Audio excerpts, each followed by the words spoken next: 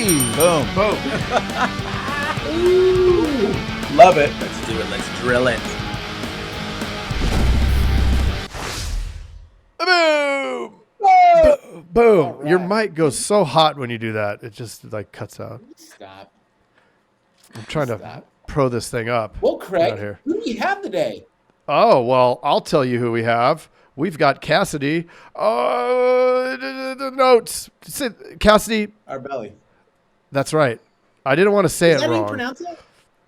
Yep. I know. I went. We all. Oh, ding, ding, ding. It's Arbeli. Cool. Arbeli. No. Yeah, love it. Okay. Well, okay. Let's break some ice. Let's break some ice. Break some ice. We've got an insurance dudette here. We've got an insurance dudette. We're gonna run some speed breakers. Speed breakers. I asked just before we started if we should do some speed breakers, and she said she practiced. So let's see if she knows the questions that are the new ones, because she couldn't have practiced those, Mr. Jason. I listened to the podcast, so I feel like every time you guys ask them, like I'm already answering them mentally, right? So and now you're on it. That's technically the practice, right? All right, let's go. Let's see. Do you listen to it because you hit that subscribe button? Yeah, of course. Okay, here we go. Well, everybody else should hit the subscribe button. They should smash that subscribe button, right? That's what all the kids are saying. All right, here we go. Bonk it, yeah. Bonk it, or just touch it nicely. You don't want to crack your screen. Here we go. Cassidy, have you ever had a mullet? No. It would really be good if you rocked a mullet. I'm thinking the ones with the little lines in the side, like Florida style. Yeah. I actually saw somebody with a mullet like a couple days ago, and it was braided in the back. It was. Oh. I don't know. Oh. I can't even describe the way it was because it's hard to imagine unless you saw it. Like, I saw a gentleman with a man purse on last night, and I thought it was fascinating. I took a picture of him. Or the pouches. Like, I'll wear a pouch, but I don't know. Yeah. The bucket hats are coming back too. I don't know if you've noticed that. That's bucket. I don't even know what a bucket hat is. Like a Gilligan's Island bucket hat. Oh. Like, you know. Well, yeah. They were out of. I've been wearing those all the time. Remember the '90s band? Jack. The singer. Hey, you're getting off. Jack or Jim, Jack or Jim. Jack or Jim, neither. Neither, yeah. We don't. Neither of us drink. Yeah. Oh, Don Julio. I used to be a big fan of tequila, perhaps too much. Yeah, most embarrassing thing your mom ever caught you doing? This one's better for the guys, but we'll see. Honestly, this one I really had to rack my brain, and I don't know.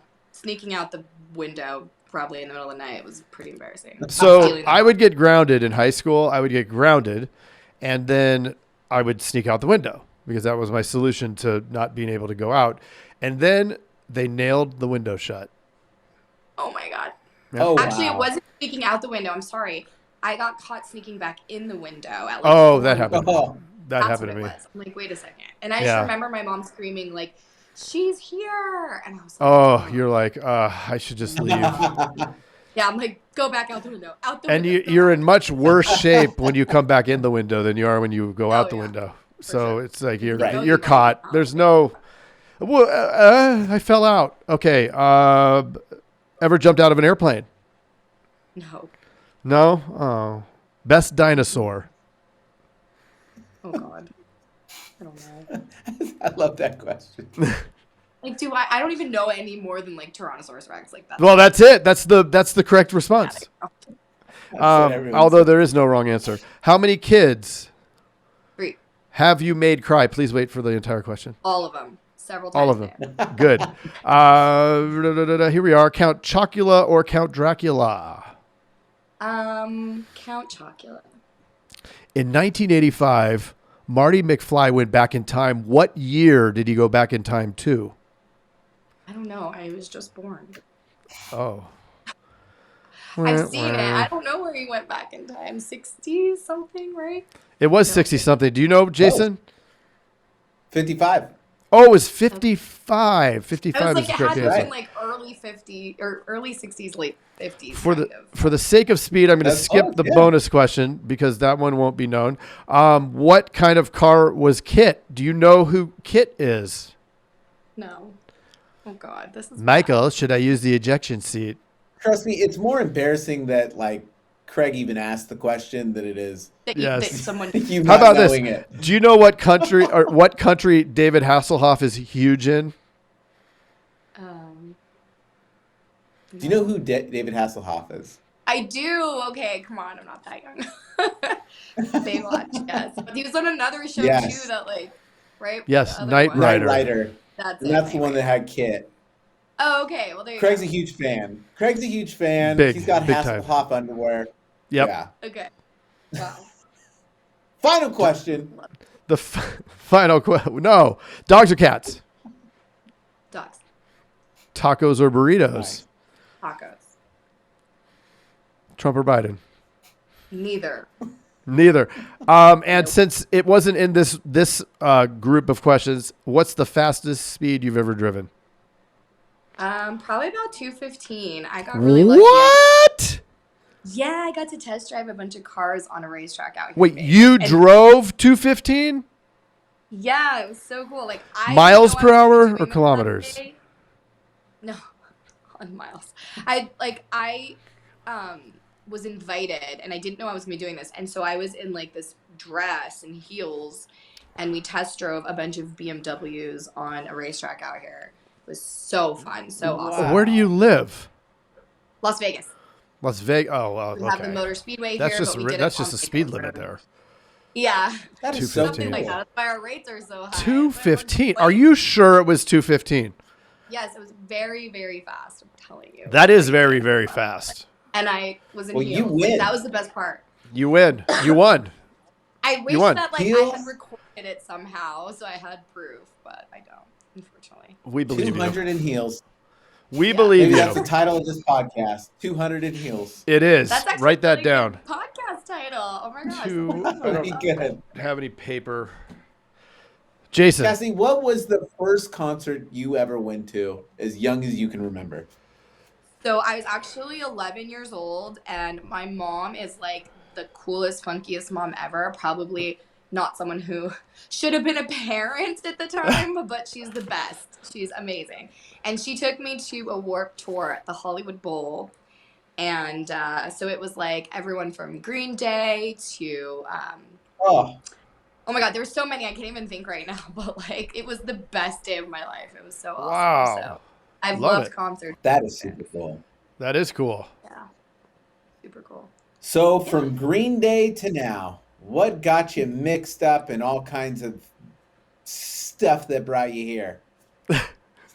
Yeah, I mean, that's a really loaded question. It's very broad. I got I'm going recruited- broad. I got recruited into the insurance business about a decade ago.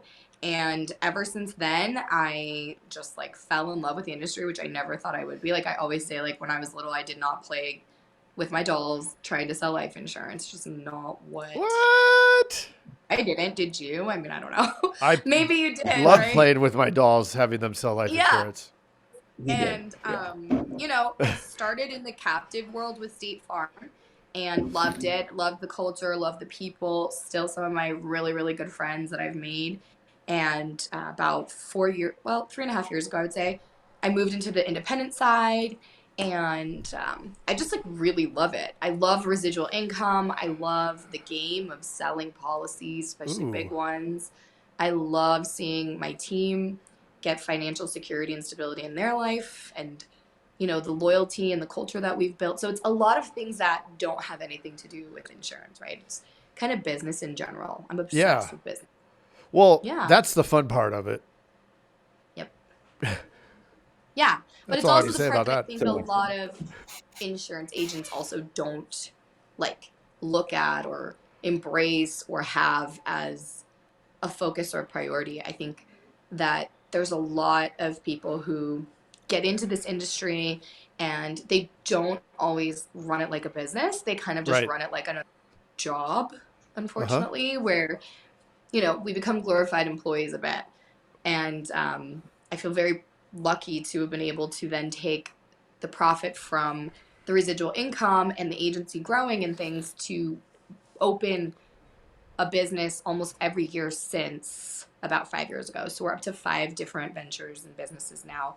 And if it wasn't for insurance and that stable income, I would never have been able to do what I've done in this amount of time. Okay, so I want to go from how did you get into your first State Farm seat, and then how did you progress from that position and then into every year opening a business, and what were they? I want to see That's what I that. was going to ask. Yeah, absolutely. Oh, So year I beat one, you. you kind of go in.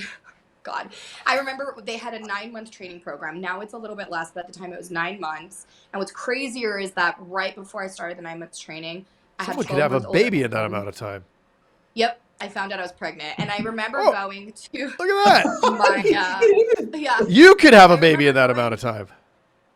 to the director of like the territory and saying, "Listen, like, I don't know if you still want to hire me because, and of course, legally they can't say no, but I was like, I'm going to be Right. popping out this baby right before I opened my doors.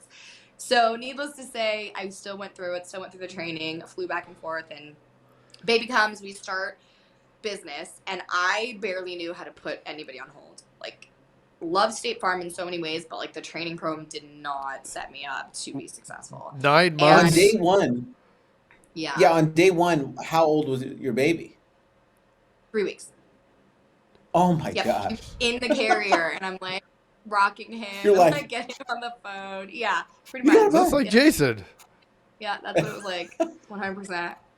And my team members will never forget. I have team members with me since day one, and they're like, we don't ever forget like rocking the stroller and doing the thing. And then since then, I've had employees that showed up to work with their babies, right? So like it just became part of. It was like our thing. Like we always say, don't drink the water here because you're just gonna get someone pregnant. But that Listen progression to that, kind of Greg.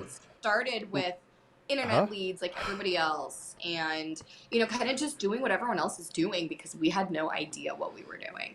And luckily I had parents who were entrepreneurs. I worked in my parents' businesses growing up. I had degrees in business psychology and different things like that, and so I felt like I had some more background and some more skills, and I was able to really bring in business foundations. And I was tracking things and I was automating things like way back when, and started processes right away and streamlined those. And so with that, I started noticing what was bringing us a return on investment, what was making us money, what activities we need to be doing to scale, how to get more out of each employee and team member than just trying to hire a bunch of people and wish and hope that they work out.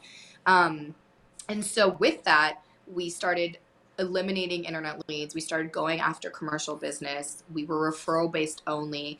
And it wasn't easy. It's not that it wasn't painful at first, but like I was really going for the health of a long-term business than just trying to do what the next trend was, than just trying to follow what everyone else was doing. I really woke up and was like, what do I want my business to do for me instead of me constantly working for this business to thrive and survive, right? Like, this is not why I started this. I wanted freedom. I wanted financial security. I wanted a business that, it's a franchise. It's supposed to be turnkey in a way, right?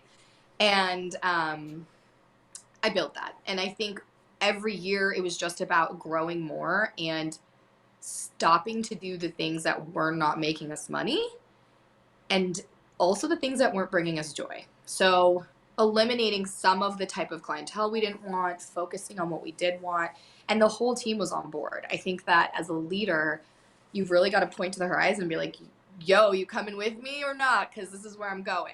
And having that kind of culture and mentality really got the team to jump on board. And the ones that were not ended up leaving, and the ones that were are still with me today. So That's the Jesse you're Pinkman leadership. Yo, you yeah. coming with me? Sorry. Yeah. Like, get on the boat because we're Get leaving, on. and this is where Get we're on. going. Like, either grab a paddle, start rowing. And so year 5 is where I think a lot of things turned around. Super comfortable and was ready to just do something else, do something, add on to whatever I was already doing, and really wanted to check that I had the formula of what I think business needs right. And so I went into another business venture, and then another one, and another one. And that's kind of where we're at here. I mean, this is like a really long story that I can make really dragged out. But what's been great is just understanding too, the conversations I have a lot with people is like, insurance is not the end all be all. It doesn't have to be. It could be. That's not a bad thing.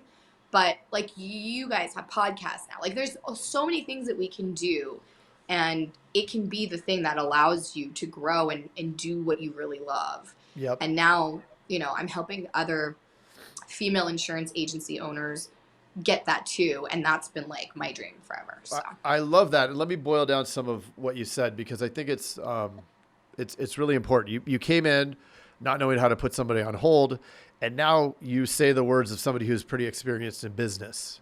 And it is interesting that many agents come in ill-equipped to run a business. They come in, and it seems like depending on, and I mean, I only have the experience of one carrier, and then your story there, and then other stories that we hear from carriers. They train you on their systems and processes, but on basically how to be an employee, right? How to run the thing, but not how to run a business. And a lot of them are like, well, we don't teach you that part of it. And I think that a lot of agents come in and then they just blammo, agency ownership happens, or not ownership, agency operation happens, right? So you're stuck on the hamster wheel, just, answering the phone, trying to do all this stuff that takes you away from the growth side of it. Yeah. And I went out and I really tried to do some research. I asked anybody I could to come have coffee with me. I was like, I'll come visit you. I'll bring you whatever. Let's just eat. Let's just hang out. And honestly, it's just my personality in general. Anyone who ever asks me, I'm like, yeah, let's do it. Like, let's just go have a chat. And I found that either agents had no idea how they were successful. They were just kind of doing it. And they just had like the innate, personality or the skill, and they weren't sure what exactly was working right for them. Or some agents just weren't willing to share. Or the ones that were doing the best in my area really weren't as profitable as I thought. And I think the whole mentality of like, just sell, everything else is going to work out, hit me. And I was like, okay, so this isn't actually the one thing I need to have a successful business, is just to increase revenue constantly, right? If I don't know what to do with my money, or I don't know how to continue to grow my profit margin, if I don't know how to keep my team members, if I don't, just the different things that you do, if I don't build a brand that I can use no matter what products I'm selling, no matter what life shifts our way, then what am I doing? And that really helped me understand that this isn't just about, what products am I selling? What company am I selling for? Or one particular type of policy or coverage that you're selling to people. There's a lot of agents that maybe will just sell a certain type of policy because they like it. It's easy, 1, 2, 3, and they just want to get the sales. Like, that's not what this is about, right? So really just, again, designing my agency to work for me and what I believed in and what I wanted, and understanding that it is a business no matter what. So Right. That's really what I think changed everything. Yeah. Doing everything, providing every level of service and all of these things as the agent, right? It could be painted as the picture of you're the agent, which is the sort of the employee. I mean, it's not scalable, right? You can't do the thing which needs to be done, which is growth, if you're doing all of those things. How did you find that comfortable place where you were actually playing the role of business owner? So I actually was doing a podcast about this myself, and this came off of the book Clockwork that I read, which I love. Mike McCallowicz, I think you say his name. He's like one of my favorite authors, but he talks about the 4 different phases of like business, where you go from doing to deciding to delegating and then designing. And the idea is that when we first start entrepreneurship, we're doing all the things because we're opening the business, we know what we're doing, we have to teach all the others. And you get so overwhelmed by doing that then you start hiring people, and then you teach them how to do. And then you move to the deciding phase, where now everybody's doing everything, but they don't know how to take initiative or ownership, and they're coming to you every second saying, okay, make this decision for me, I don't know what to do. Right. And then you're standing there all day just making decisions. And then you're like, wait a second, I'm so sick of making decisions. If I'm just going to do that, I might as well just do the work myself. You fire everyone, then you go back to doing. And the loop. The cycle starts all over again. Yeah. And so the real thing was getting to a point where I could find the team members that, oh, you're really great at this and you enjoy this, like you could take ownership and master this department or this position, and I'm going to allow you to take ownership in bringing these results to our company and take initiative. Like, have at it. If something doesn't work out, I got your back. If it works out, great. Like, let's push it and let's, invest in that and spend our time doing that. And so I really focused on doing that part, getting them to the point where I'm delegating a lot of the work. And then all of a sudden I was like, I have nothing to do. I don't have to answer the phones. I don't have to greet clients. They don't even have to know I exist. Even in my independent agency now, I'm pretty much a ghost. My name's not on the building. A lot of people don't even know that I own it. I was at a party a couple weeks ago and somebody was kind of telling me about something and I was like, I'm pretty sure you're our client. I can solve this issue for you or I can help you. And they're like, no, I'm insured by this person. I'm like, that's my employee. Like, that's my team member. Like, I promise you, you're with our agency. So it's kind of, and that's just something that I wanted to build. That was my dream. That doesn't mean it has to be everyone's.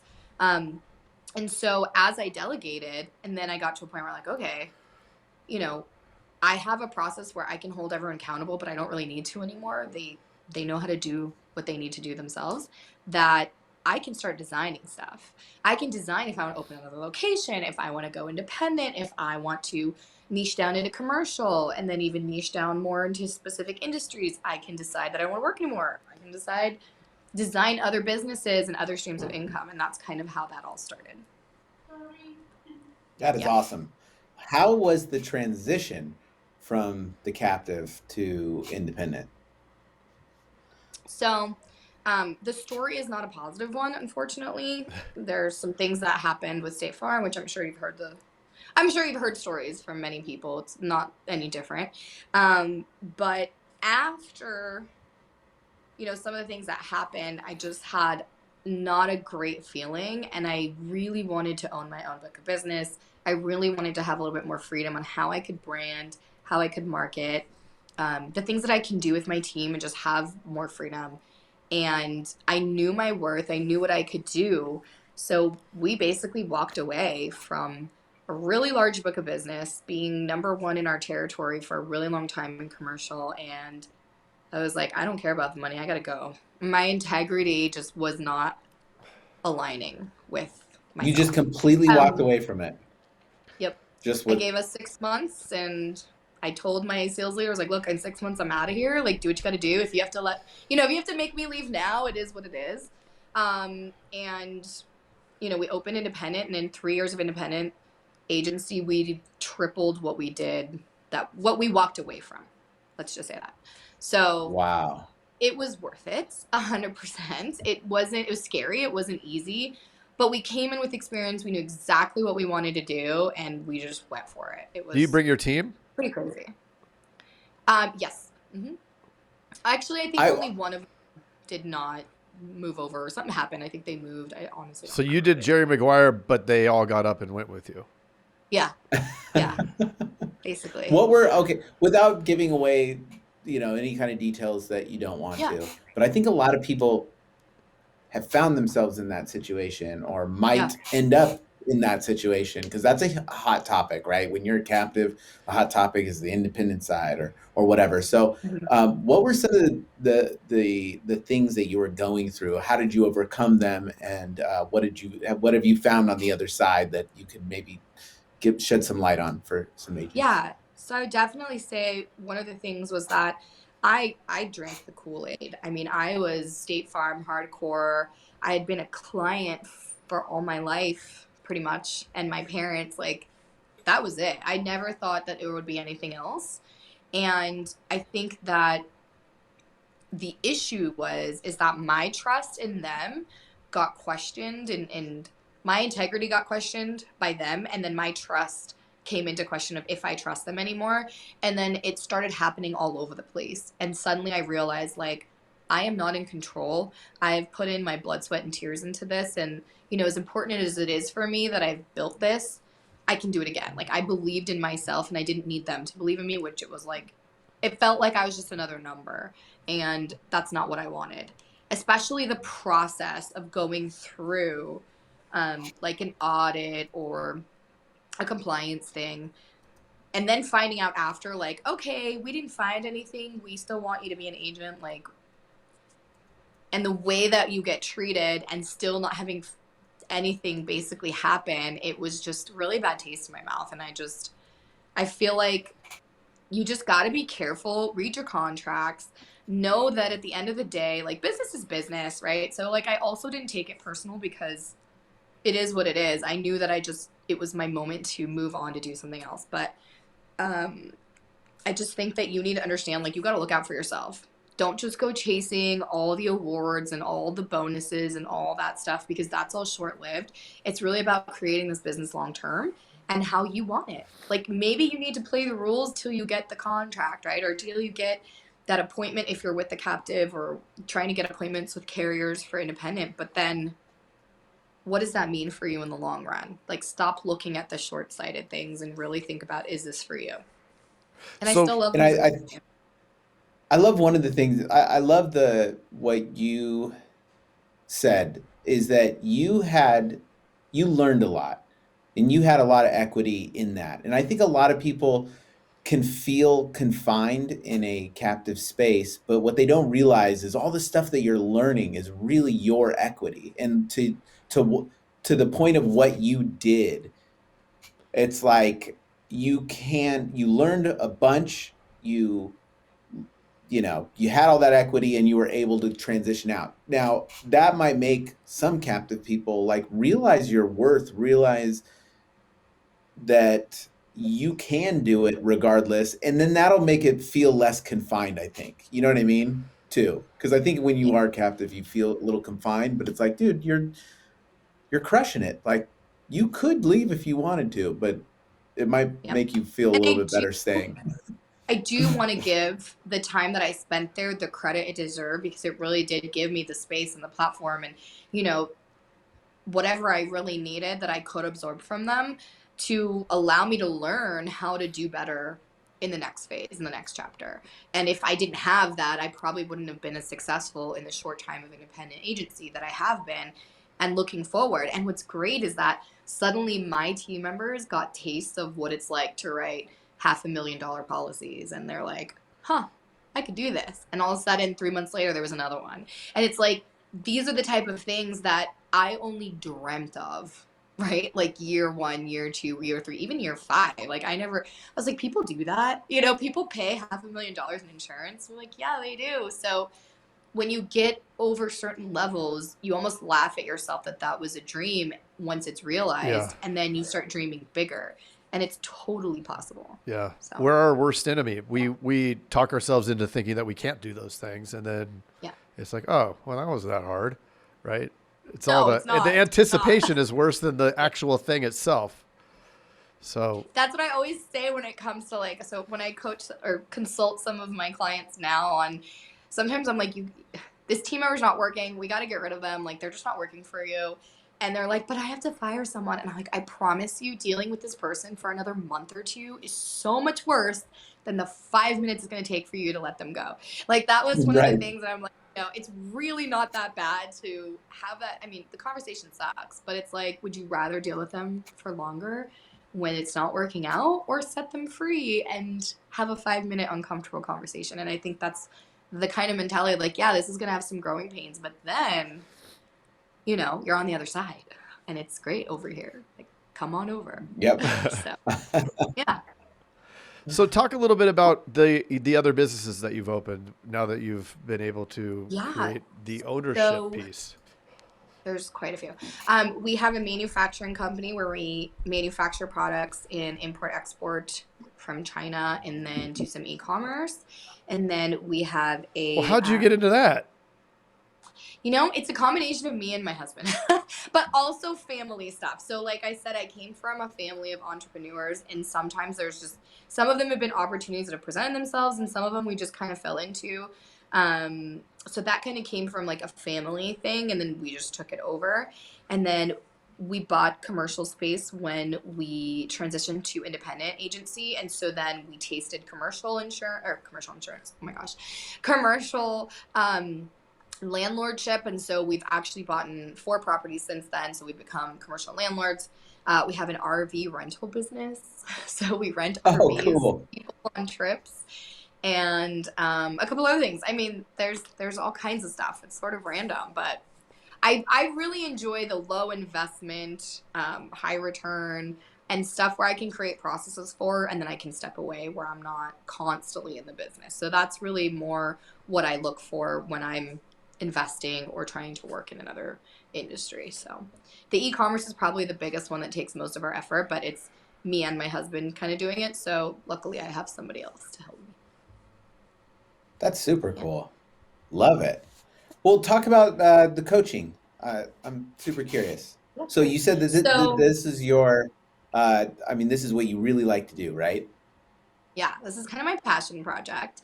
And I know I'm Yeah. talking to two guys, but I really work with female insurance agency owners. And I'm really passionate because when I first started, even sometimes now, I mean, I had a conversation today about this with another woman in the industry.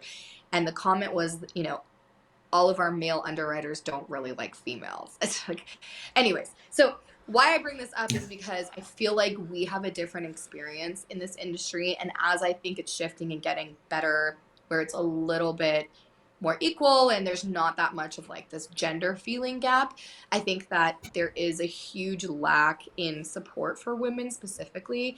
And, just really want to find my own tribe too. I felt so lonely going through this, especially as a mom. And there's just so much more on our plate that I feel like is not addressed sometimes when it comes to business ownership, when it comes to our industry in general.